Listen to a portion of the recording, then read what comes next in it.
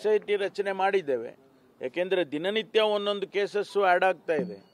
ಅವ್ರದ್ದು ಈಗ ನಾವು ಮೇಲ್ನೋಟಕ್ಕೆ ಏನೋ ಒಂದು ಕೇಸ್ ಕೊಟ್ಟಿದ್ರು ಅಂತೇಳಿ ಕೇಸ್ ತೊಗೊಂಡು ಅವ್ರನ್ನ ಇನ್ವೆಸ್ಟಿಗೇಷನ್ ಮಾಡಿಕೊಂಡು ಅವ್ರನ್ನ ಅರೆಸ್ಟ್ ಮಾಡಿದ್ದು. ಅದಾದ ಮೇಲೆ ಈಗ ಕೇಸ್ಗಳು ಬರ್ತಾ ಇದೆ.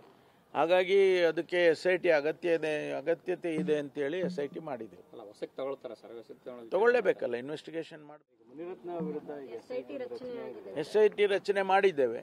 ಯಾಕೆಂದರೆ ದಿನನಿತ್ಯ ಒಂದೊಂದು ಕೇಸಸ್ಸು ಆ್ಯಡ್ ಆಗ್ತಾ ಇದೆ.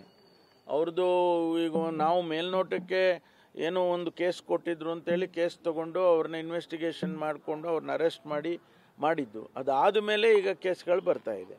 ಹಾಗಾಗಿ ಅದಕ್ಕೆ SIT ಅಗತ್ಯತೆ ಇದೆ ಅಂತೇಳಿ SIT ಮಾಡಿದೆ.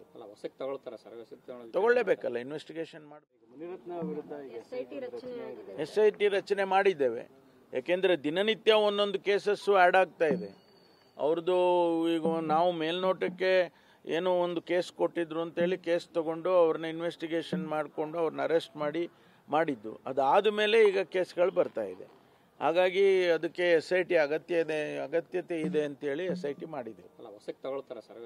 ತಗೊಳ್ಳೇಬೇಕಲ್ಲ, ಇನ್ವೆಸ್ಟಿಗೇಷನ್ ಮಾಡಬೇಕು.